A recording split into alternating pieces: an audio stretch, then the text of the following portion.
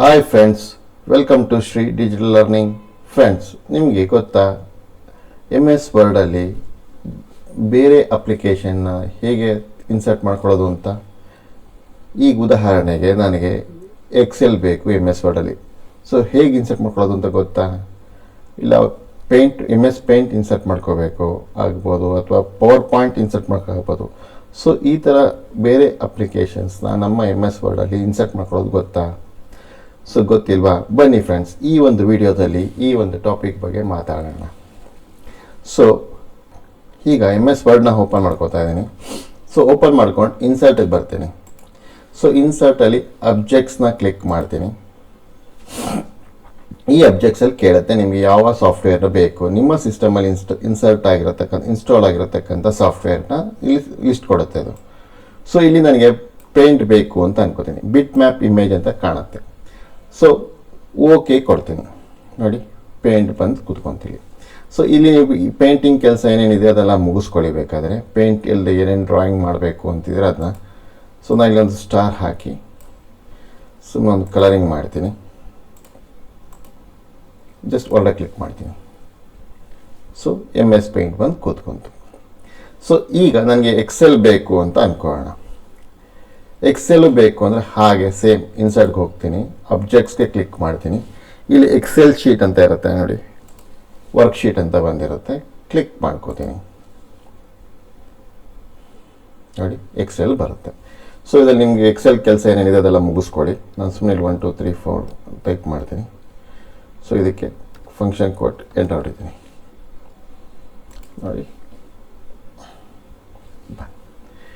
So ಇದು Excel. ಇಲ್ಲ sir, ನನಗೆ ಪವರ್ ಪಾಯಿಂಟ್ ಬೇಕಿತ್ತು, ಪವರ್ ಪಾಯಿಂಟ್ನೂ ಹಾಕೋಬೇಕಿತ್ತು, ಹೇಗೆ ಹಾಕೊಳ್ಳೋದು? ಸೇಮ್ ಅದೇ ಥರನೇ ಹೋಗಿ ಅಬ್ಜೆಕ್ಟ್ಸ್ಗೆ ಹೋಗಿ ಪವರ್ ಪಾಯಿಂಟ್ ಅಂತ ಇರುತ್ತೆ, ಪವರ್ ಪಾಯಿಂಟ್ ಪ್ರೆಸೆಂಟೇಷನ್ ಅಂತ ಇರುತ್ತೆ, ಅದನ್ನು ಕ್ಲಿಕ್ ಮಾಡಿ ಓಕೆ ಕೊಡಿ. ನೋಡಿ, ಬಂತು. ಸೊ ಇಲ್ಲಿ ಶ್ರೀ ಡಿಜಿಟಲ್ ಲರ್ನಿಂಗ್ ಅಂತ ಟೈಪ್ ಮಾಡ್ತೀನಿ.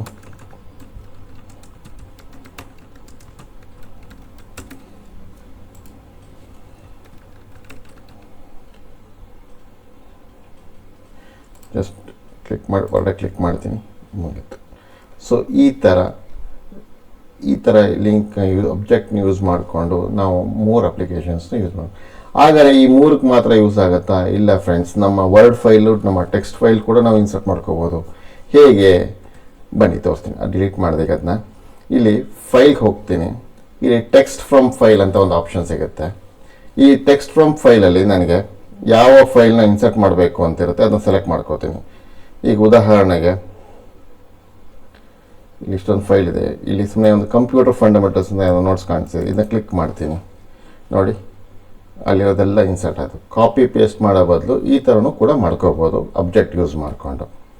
ಸೊ ಇದಿಷ್ಟು ಆಗಿತ್ತು ಅಬ್ಜೆಕ್ಟ್ಸ್ ಬಗ್ಗೆ.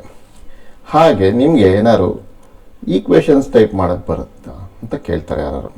ಸೊ ಈಕ್ವೇಷನ್ಸು ಮತ್ತು ಸಿಂಬಲ್ಸ್ನ ಹೇಗೆ ಟೈಪ್ ಮಾಡೋದು ಅನ್ನೋದು ನೋಡೋಣ, ಬನ್ನಿ ಫ್ರೆಂಡ್ಸ್. ಸೊ ಇಲ್ಲಿ ಅದೇ ಪಕ್ಕದಲ್ಲೇ ಈಕ್ವೇಷನ್ಸ್ ಅಂತ ಇದೆ. ಸೊ ಈಕ್ವೇಷನ್ಸ್ ಅಂತ ಕ್ಲಿಕ್ ಮಾಡ್ತೀನಿ.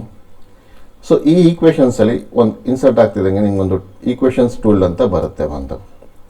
ಸೊ ಈಕ್ವೇಷನ್ಸ್ ಟೂಲಲ್ಲಿ ನಿಮಗೆ ಏನೇನು ಈಕ್ವೇಷನ್ಸ್ ಟೈಪ್ ಮಾಡಬೇಕಿರುತ್ತೋ ಆ ಫ್ರ್ಯಾಕ್ಷನ್ಸ್ ಇದೆ ನೋಡಿ, ಸ್ಕ್ರಿಪ್ಟ್ ಇದೆ, ರ್ಯಾಡಿಕಲ್ಸ್ ಇದೆ, ಇಂಟಿಗ್ರಲ್ಸ್ ಇದೆ, ಲಾರ್ಜ್ ಆಪರೇಟರ್ಸ್ ಇದೆ, ಬ್ರಾಕೆಟ್ಸ್ ಇದೆ, ಫಂಕ್ಷನ್ಸ್ ಇದೆ. ಸೊ ಮ್ಯಾಥಮೆಟಿಕಲ್ ಸಂಬಂಧಪಟ್ಟದ್ದು ಮತ್ತು ಅದ್ರ ಜೊತೆಗೆ ಸಿಂಬಲ್ಸ್ಗೆ ಸಂಬಂಧಪಟ್ಟದ್ದು, ಫಿಸಿಕ್ಸ್ಗೆ ಕೆಮಿಸ್ಟ್ರಿಗೆ ಸಂಬಂಧಪಟ್ಟದ್ದೆಲ್ಲ ಇಲ್ಲಿ ಕೊಟ್ಟಿರ್ತಾರೆ ಅವರು. ಸೊ ನಿಮಗೆ ಈ ಅನುಕೂಲಕ್ಕೆ ನಿಮ್ಗೆ ಯಾವಾಗ ಅದು ಬೇಕೋ ಅದು ಇನ್ಸರ್ಟ್ ಮಾಡ್ಕೊತ ಹೋಗ್ಬೋದು.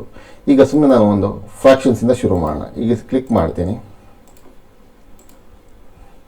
ಇಲ್ಲಿ ಫ್ರ್ಯಾಕ್ಷನ್ಸ್ ಕ್ಲಿಕ್ ಮಾಡ್ತೀನಿ ಫಸ್ಟು. ಸೊ ಈ ಫ್ರ್ಯಾಕ್ಷನ್ಸಲ್ಲಿ ನನಗೆ ಈ ಥರ ಬೇಕಾ, ಈ ಥರ ಯಾವ ಥರ ಸ್ಟೈಲ್ ಬೇಕು ಅಂತ ಸೆಲೆಕ್ಟ್ ಮಾಡ್ಕೋಬೇಕಾಗತ್ತೆ ಫಸ್ಟು. ಸೊ ನಾನು ಈ ಥರನೇ ಸ್ಟೈಲ್ ಸೆಲೆಕ್ಟ್ ಮಾಡ್ಕೋತಾ ಇದ್ದೀನಿ. ದೊಡ್ಡದು ಮಾಡ್ತೀನಿ ಒಂಚೂರು.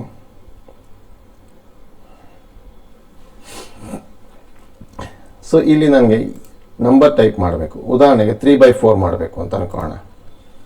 ನೋಡಿ, 3/4. ಈಗ ಇದಕ್ಕೆ 3² ಅಂತ ಆಗಬೇಕಿತ್ತು ಅಂತ ಅನ್ಕೋಣ ಉದಾಹರಣೆಗೆ. ಸೊ ಅವಾಗ ಸ್ಕ್ರಿಪ್ಟ್ ಹಾಕಬೇಕಾಗತ್ತೆ. ಆ 3ನ ಸೆಲೆಕ್ಟ್ ಮಾಡಿಕೊಂಡು ಇಲ್ಲಿ ಈ ಥರ ಬೇಕಾ ಅಂತ ಸೆಲೆಕ್ಟ್ ಮಾಡ್ಕೊಳ್ಳುತ್ತೆ. ಸೊ ಆವಾಗ 3 ಸ್ಕ್ವೇರ್. ಸೊ ನಿಮಗೆ ಯಾವ ಥರ ಬೇಕೋ ಆ ಥರ ನೀವು ಇಲ್ಲ ಸರ್ ನನಗೆ ಈ ಥರದ್ದು ಬೇಡ, ಇದನ್ನ ಡಿಲೀಟ್ ಮಾಡ್ಕೋತೀನಿ. ರ್ಯಾಡಿಕಲ್ಸ್ ಬೇಕಿತ್ತಾ, ರ್ಯಾಡಿಕಲ್ಸ್ ಕೂಡ ಹಾಕೋಬೋದು. ಸ್ಕ್ವೇರ್ ರೂಟ್ಸ್ಗಳು, ಇದಕ್ಕೆ ಸ್ಕ್ವೇರ್ ಬೇಕಾ ನೋಡಿ, ಇದಕ್ಕೆ ನೆಕ್ಸ್ಟ್ ಮುಂದೆ ಆ್ಯಡ್ ಮಾಡ್ಕೊತ ಹೋಗ್ಬೇಕಾ, ಪ್ಲಸ್ ತಿರ್ಗಾ ಸ್ಕ್ರಿಪ್ಟ್ ಬರಬೇಕು. ಸೊ ನಿಮಗೆ ಹೇಗೆ ಬೇಕೋ ಹಾಗೆ ನಿಮ್ಗೆ ಹೇಗೆ ಅಗತ್ಯ ಇದೆ ಆ ಅಗತ್ಯ ತಕ್ಕಂಗೆ ನೀವು ಮಾಡ್ಕೊತ ಹೋಗ್ಬೋದು ಫ್ರೆಂಡ್. ಸೊ ಇಲ್ಲಿ ಈಕ್ವಲ್ಸ್ ಆಗಿಬಿಟ್ಟು ಇಲ್ಲಿ ಪ್ಲಸ್ ಕೊಟ್ಬಿಟ್ಟು ಇನ್ನೊಂದು ರ್ಯಾಡಿಕಲ್ಸ್ ಇಲ್ಲ ಫ್ರಾಕ್ಷನ್ ಹಾಕೋಬೇಕಿತ್ತು ಅಂತಿದ್ರೆ ಫ್ರಾಕ್ಷನ್ ಹಾಕ್ಕೊಳ್ಳಿ. ಸೇಮ್ ಅದೇ ಥರನೇ ಸ್ಕ್ರಿಪ್ಟು ಯಾವ ಥರ ಬೇಕು, ಇಲ್ಲ ನನಗೆ ಬ್ರ್ಯಾಕೆಟಲ್ಲಿ ಬೇಕಿತ್ತು ಅಂತಿದ್ರೆ ಬ್ರ್ಯಾಕೆಟ್ ಕೊಡಿ. ಸೊ ಇಲ್ಲಿ ನಿಮಗೆ ಹೇಗೆ ಬೇಕೋ ಹಾಗೆ ನೀವು ಯೂಸ್ ಮಾಡ್ಕೊತ ಹೋಗ್ಬೋದು. ಸೊ ಇದು ನಿಮಗೆ ನಿಮ್ಮ ಅಗತ್ಯ ತಕ್ಕಂಗೆ ನೀವು ಇದನ್ನ ಯೂಸ್ ಮಾಡ್ಕೊಳ್ಳಿ ಫ್ರೆಂಡ್ಸ್. ಸೊ ಇದಿಷ್ಟು ಆಗಿತ್ತು ಈಕ್ವೇಷನ್ಸ್ ಅಂತ. ಸೊ ಇದು ಅರ್ಥ ಆಗಿದೆ ಅನ್ಕೋತೀನಿ. ಇಲ್ಲ ಅಂತಂದರೆ ಸಿಂಬಲ್ಸ್ ಬೇಕಿತ್ತು ಅಂತಂದರೆ ಇಲ್ಲೂ ಒಂದು ಸಿಂಬಲ್ಸ್ ರೆಡಿಮೇಡ್ ಸಿಂಬಲ್ಸ್ಗಳಿರುತ್ತೆ. ಈ ಸಿಂಬಲ್ಸ್ ಬೇಕಾದ್ರೆ ನೀವು ಇನ್ಸರ್ಟ್ ಮಾಡ್ಕೋಬೋದು. ಇಲ್ಲಿ ಉದಾಹರಣೆಗೆ ನನಗೆ ಟೆಲಿಫೋನ್ ಸಿಂಬಲ್ ಬೇಕು ಅಂತಿದ್ರೆ ಟೆಲಿಫೋನ್ ಸಿಂಬಲು, ಇಲ್ಲ ನಿಮಗೆ ಬೇರೆ ಸಿಂಬಲ್ಸ್ಗಳು ಬೇಕು ಅಂತಿದ್ರೆ ಇಲ್ಲಿ ಸಿಂಬಲ್ಸಲ್ಲಿ ವೆಡ್ಡಿಂಗ್ ಸಿಂಬಲ್ಸ್ಗಳು ತುಂಬ ಇರುತ್ತೆ ಕಲೆಕ್ಷನ್ಸು. ನಿಮ್ಗೆ ಯಾವ ಥರ ಸಿಂಬಲ್ ಬೇಕು ಸೆಲೆಕ್ಟ್ ಮಾಡಿ ಇನ್ಸರ್ಟ್ ಅಂತ ಕೊಟ್ಟರೆ ಅದು ಇನ್ಸರ್ಟ್ ಆಗುತ್ತೆ. ಇದನ್ನ ನೀವು ಫಾಂಟ್ ಸೈಜ್ ಜಾಸ್ತಿ ಮಾಡಿಕೊಂಡ್ರೆ ದೊಡ್ಡದಾಗ್ತಾ ಹೋಗುತ್ತೆ.